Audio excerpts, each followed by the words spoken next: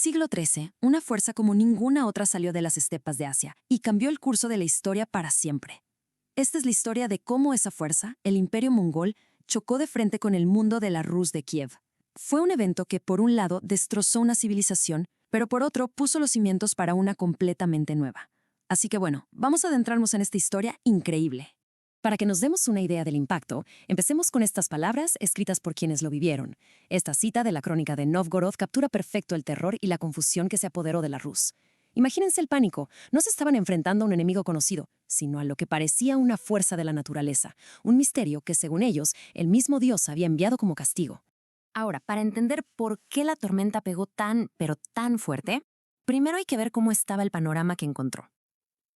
Antes de la invasión, la Rus de Kiev no era para nada un reino unificado. Era más bien una colección de principados que vivían peleándose entre ellos. Y aquí vemos la debilidad fatal de la Rus. Estaban totalmente divididos.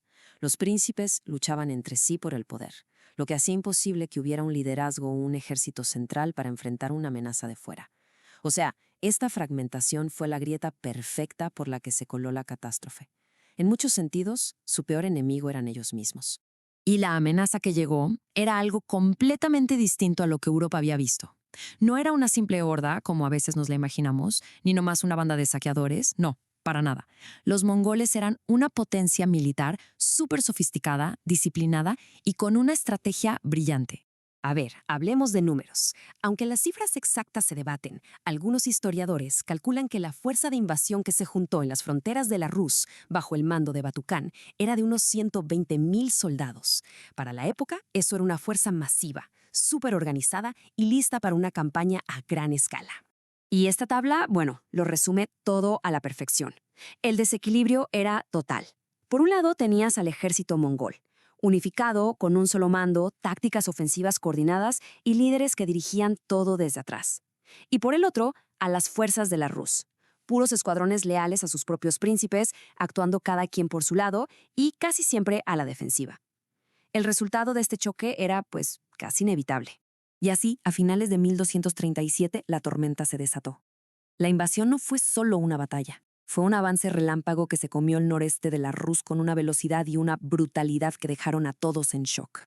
Las condiciones de los mongoles eran absolutas. No había negociación. Cuando sus embajadores llegaron al Principado de Riatán, su demanda fue esta.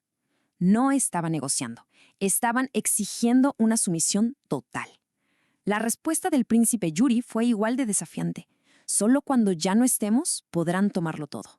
El conflicto era inminente. El ritmo de la conquista fue impresionante. Como vemos en esta línea de tiempo, todo pasó rapidísimo. Riazán cayó en diciembre de 1237 después de solo 6 días de asedio. Apenas un mes después, su ejército fue aplastado en Kolomna. Para febrero, la gran capital de Vladimir ya había sido tomada y quemada. En menos de 3 años, los centros de poder más importantes del noreste de la Rus fueron sistemáticamente borrados del mapa. El golpe final, el más simbólico, fue la caída de Kiev en diciembre de 1240.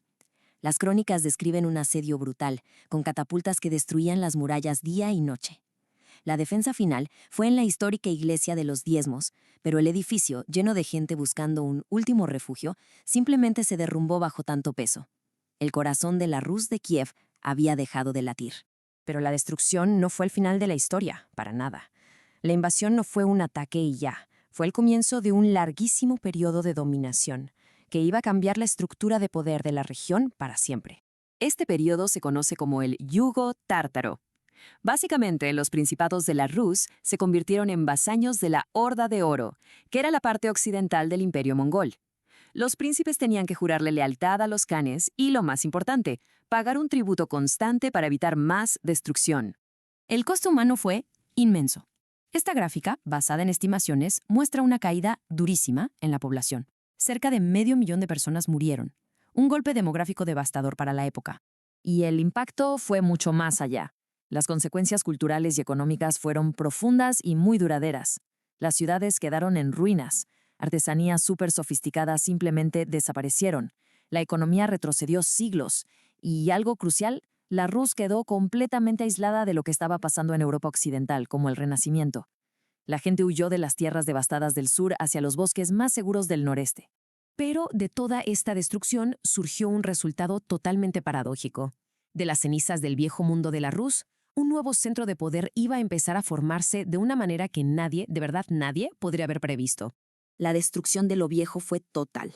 Kiev, que había sido una de las ciudades más grandes de Europa, quedó reducida a escombros. Un viajero que pasó por ahí 6 años después dijo que apenas quedaban 200 casas. El antiguo centro de poder fue prácticamente borrado del mapa. Y claro, esta devastación en el sur creó una oportunidad en el norte. El colapso de los viejos y poderosos principados como Kiev y Vladimir dejó un hueco, un vacío de poder. Y como dicen, la política, igual que la naturaleza, odia los vacíos.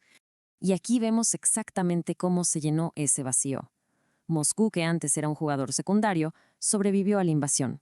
Sus príncipes aprendieron a jugar el nuevo juego político. Y aquí viene lo irónico. Se convirtieron en los principales recaudadores de impuestos para los mongoles.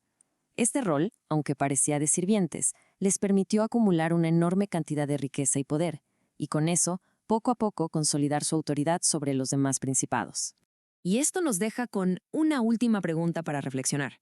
¿Será posible que la misma catástrofe que destruyó a la Rus de Kiev fuera, irónicamente, la fuerza que unió sus restos y dio origen a un nuevo estado centralizado con Moscú como su corazón?